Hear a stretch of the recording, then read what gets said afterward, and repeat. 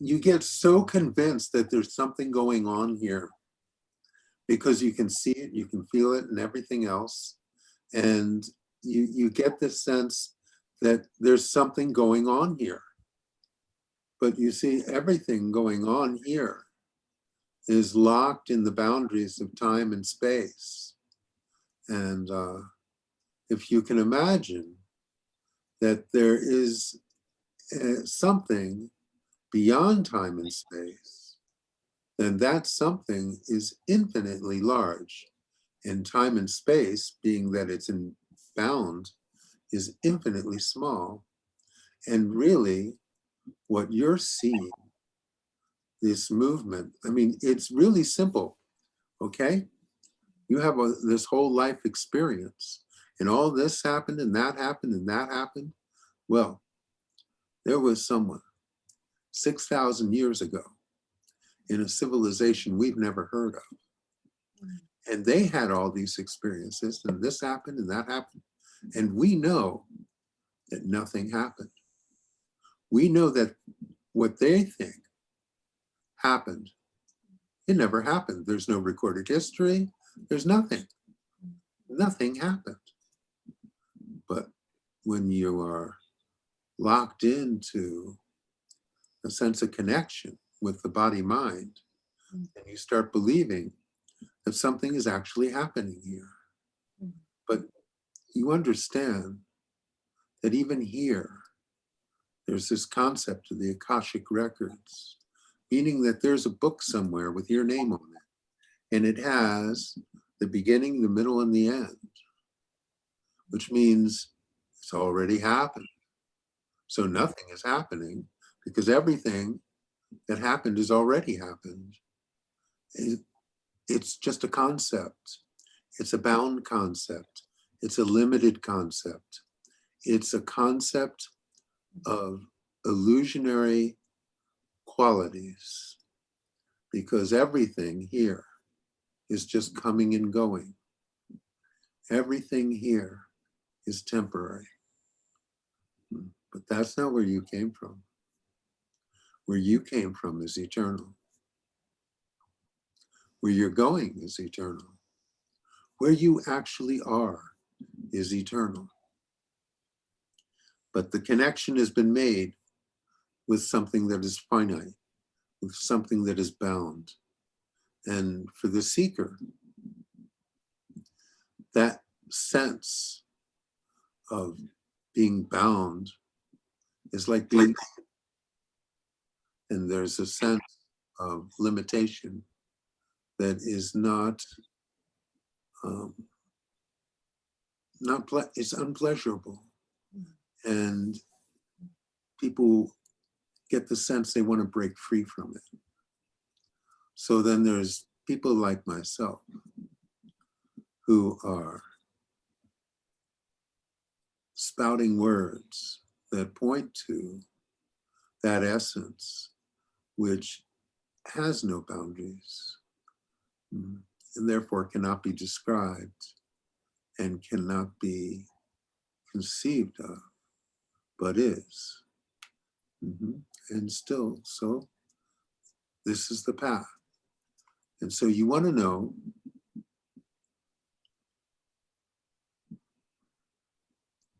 when you see the connections, when you see the personal connection with life experiences and sensations, you want to know who cares?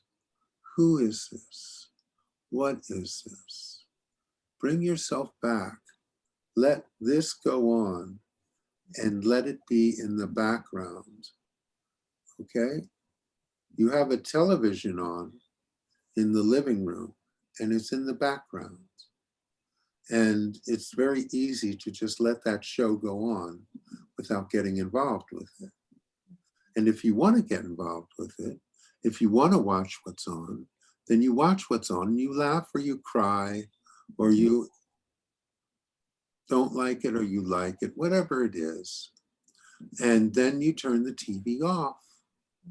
And there's no sense that you lost anything. There's no sense that you died. It was just a show.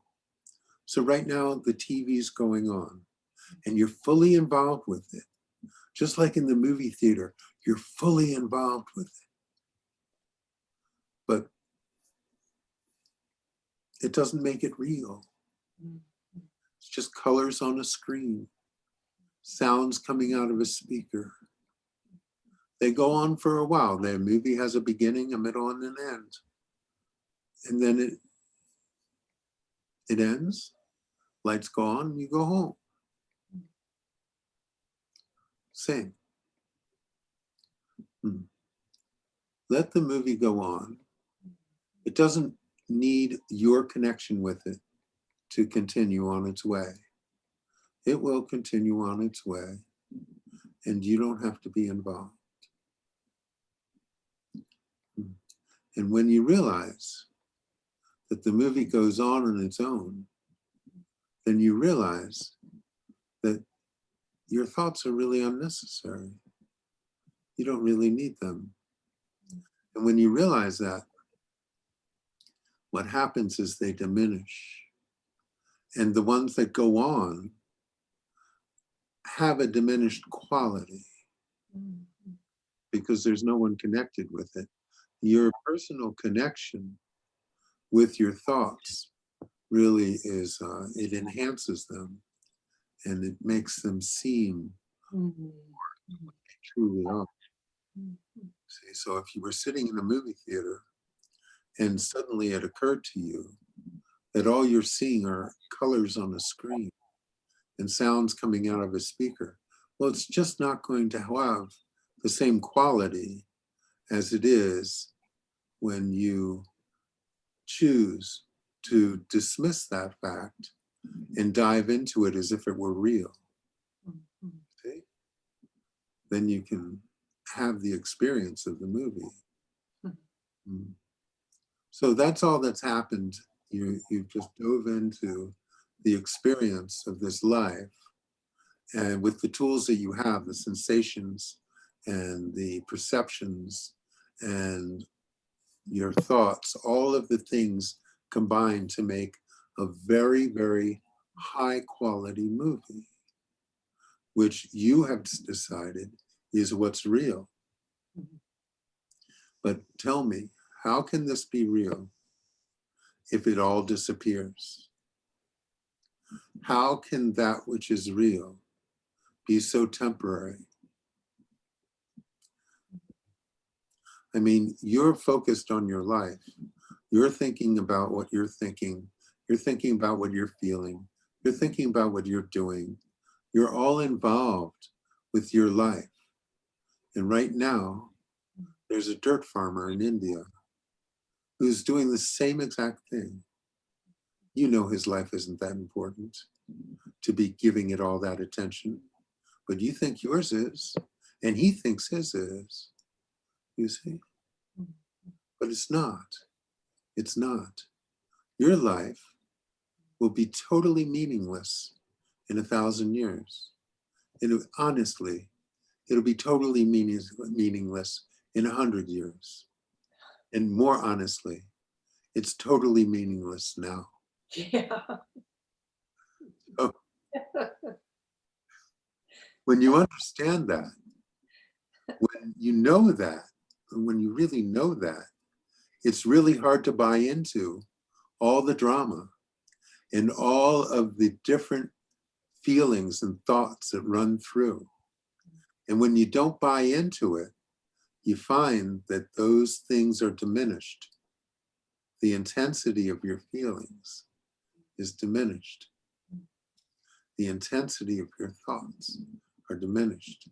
And it's, what I'm saying is that they're more distant because they're not you. None of this is you. This is just a show going on. You have a movie and you've added your name to it, one of the characters, and you're just playing out your part in that movie, in the script, which is clearly already been written. Otherwise, there couldn't be a book about it, you see?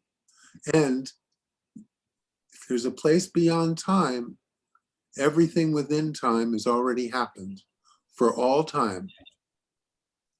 So this notion that you're living in this movement where there's a beginning, a middle, and an end. That's why, you see, when asked, Maharaj and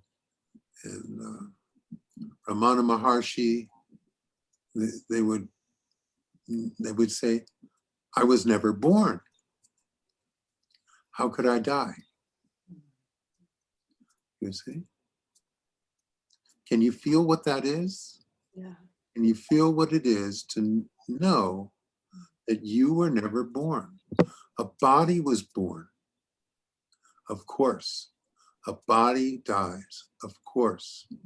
But that's not who you are, because you are the essence of everything, isn't it?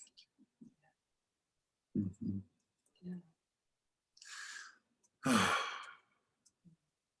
It's so simple that you cannot really understand it. And it's not something for the mind. It's not. The mind, the idea is, let the mind do what it does. Get yourself a divorce.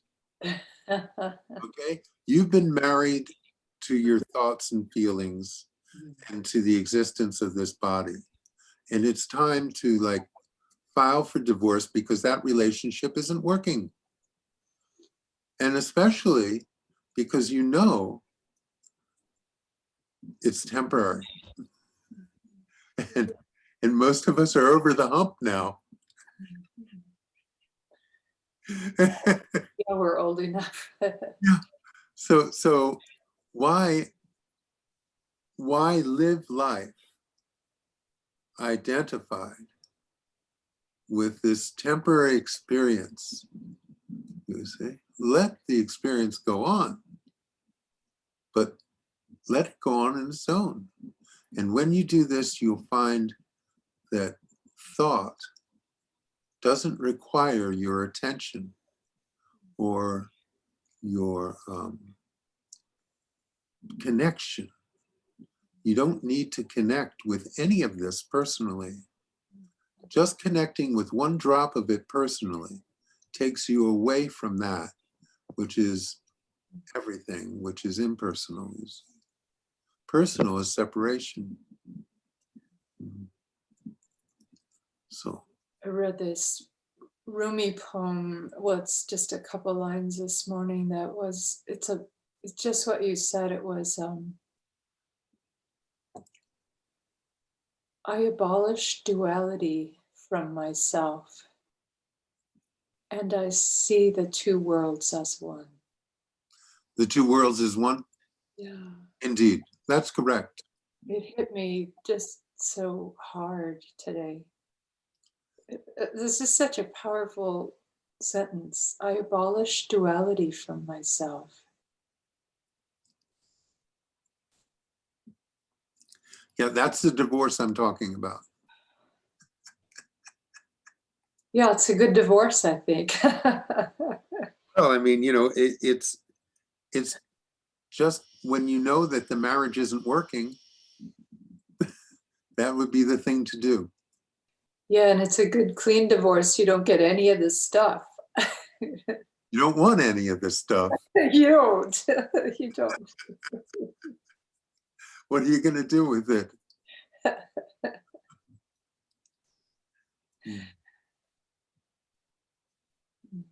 Nice.